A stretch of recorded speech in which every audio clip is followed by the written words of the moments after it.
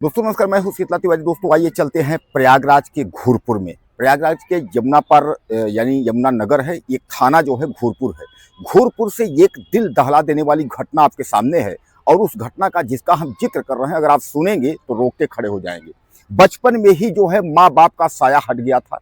बचपन में जो है एक भाई के साथ जो है लड़की गुजारा कर रही थी, यानी महज उसकी ज्यादा उम्र नहीं है, महज केवल 14 साल की लड़की है। और उसको बगल का ही एक मुस्लिम युवक यानी एक अन्य समुदाय का लड़का जो है वह बताता है कि प्रयागराज में उसको अच्छी खासी नौकरी दिला देगा। वह 14 साल की मासूम, उसको कुछ पता नहीं था, बगल के लड़के के साथ वह जो है प्रयागराज शहर आ जाती है और वहां जो है एक ढाबा यानी होटल में एक जो है वह काम दिलवा देता है।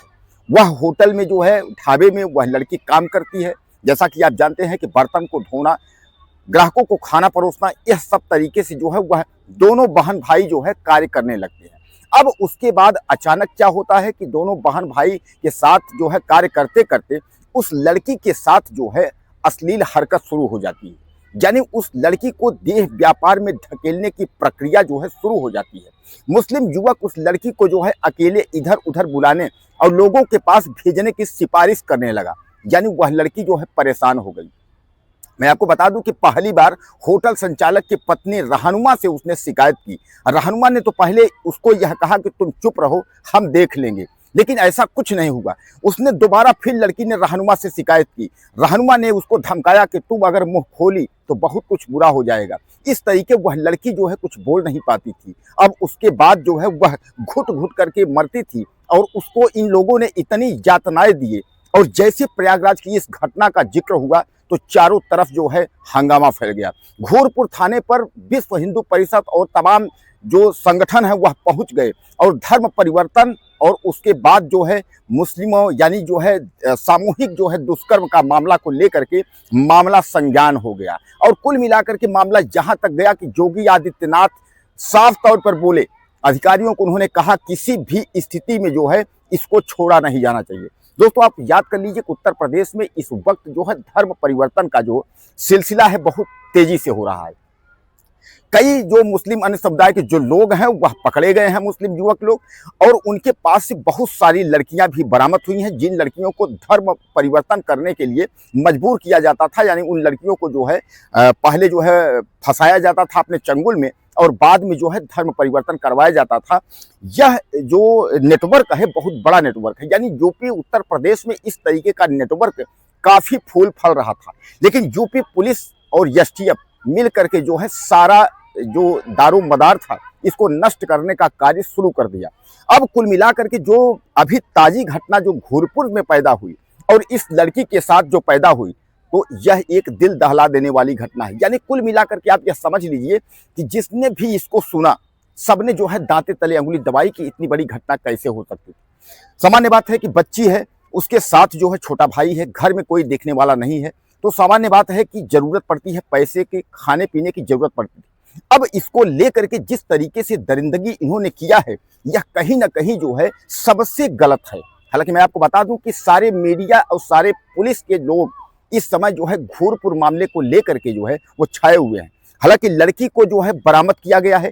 लड़की को ले जाकर के प्रयागराज शहर खुलदाबाद स्थित बालिका सुधार गृह में रखा गया है। डीएम को निर्देश भी किया गया है। योगी आदित्यनाथ ने डीएम को साफ तौर पे कहा है जो भी सरकारी योजनाएं हैं वह सरकारी योजनाएं जो है मुहैया कराई जाए लड़की को। 2500 महीना जो है पढ़ने की जो प्रक्रिया है वह भी लड़की को दिया जाए। यानी कहने का तात्पर्य यह है कि जो कुछ भी सुविधा है वह उसको उपलब्ध कराई जाए ताकि जो है उसको किसी भी प्रकार की दिक्कत ना हो।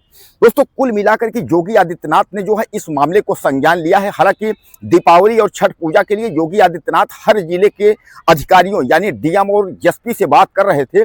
उसी संदर्भ में जो है प्रयागराज के जब डीएम एसपी से उन्होंने बात किया तो घोरपुर मामले में उन्होंने जो है जिक्र करते हुए अधिकारियों को साफ तौर पर निर्देशित किया है कि इन दबंगों को, दरिंदों को जो है छोड़ा नहीं जाना चाहिए।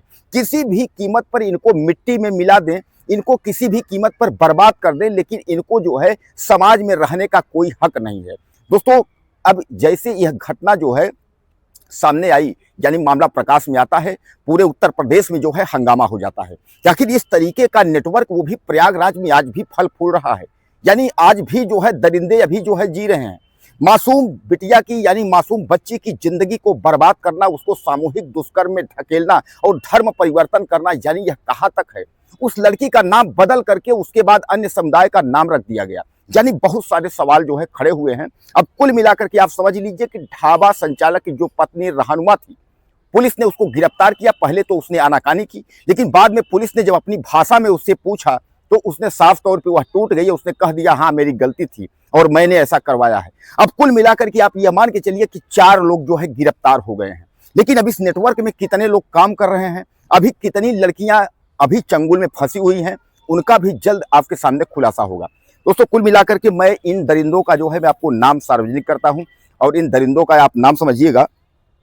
आलम है, ये वही आलम है जो गांव से उस लड़की को नौकरी के बहाने जो है लेकर के आया था।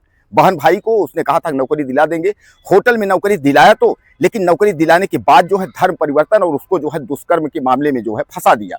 तो ये आलम गिरफ्तार है, मुमताज नाम का एक व्यक्ति गिरफ्तार है, और उसके बाद जो है एक आतिम नाम का एक व्यक्ति है और रहनुमा। यानी इन लोगों को जो है पुलिस ने गिरफ्तार किया है। अब इनके अलावा जो है और कौन कौन व्यक्ति हैं, पुलिस उसका खुलासा जो है जल्द करने वाली है। और पुलिस कोशिश कर रही है कि इन व्यक्तियों को जो है छोड़ा नहीं जाएगा, यानी किसी भी स्थिति में इनको छोड़ा नहीं जाएगा। तो आप कुल मिलाकर के आप समझ लीजिए कि प्रयागराज इस वक्त जो है सुर्खियों में है। दोस्तों प्रयागराज आए दिन जो है कुछ न कुछ घटनाएं जो है प्रयागराज में हो रही है। आपने देखा है कि हत्या और बलात्कार की जो घटनाएं हैं वह प्रयागराज में इस वक्त जो है ज़्यादा से ज़्यादा हो रही हैं। और मैं बार बार हर वीडियो आपको यही कहता हूं कि जो योगी आदित्यनाथ के कानून व्यवस्था पे सवाल उठता है, और खासकर जो है समाजवादी पार्टी के राष्ट्रीय अध्यक्ष अखिलेश यादव जो उठाते हैं, तो कहीं ना कहीं जो है अब जो कानून व्यवस्था है वो चरमराई है। अपराधियों के हौसले इतने बुलंद हैं, वह कुछ सुनने को तैयार नहीं है। अपराधियों को यह लगता है कि हमारा कोई कुछ करेगा ही नहीं, यानी अपराध करने के बाद उनके हौसले इतने और बढ़ जाते हैं कि उनको लगता है कि अब कुछ होना नहीं है। लेकिन होना वही है जो यूपी पुलिस चाहेगी। अब यूपी पुलिस का यह है कि इन जो दरिंदे हैं इनको किसी भी कीमत में अब पनपने नहीं दिया जाएगा। आपको याद होगा कि क्लीन यूपी के तहत 2017 के बाद से लेकर के 2022 और उसके बाद जो भी चुनाव के बाद योगी आदित्यनाथ की सरकार ने जो है अपराधियों का सफाया करने का पूरा काम किया है। लेकिन अपराधियों का सफाया अभी तक पूर्णतः हो नहीं पाया, क्योंकि फिर अपराधी उत्तर प्रदेश में पनप रहे हैं। हालांकि योगी पुलिस एक बार फिर मुस्तैद है। दोस्तों यह घटना जो है बहुत ही शर्मसार करने वाली है। इस घटना में आपकी क्या राय है, मुझे ज़्यादा से ज़्यादा मैसेज करिएगा। अगले वीडियो में फिर मिलते हैं।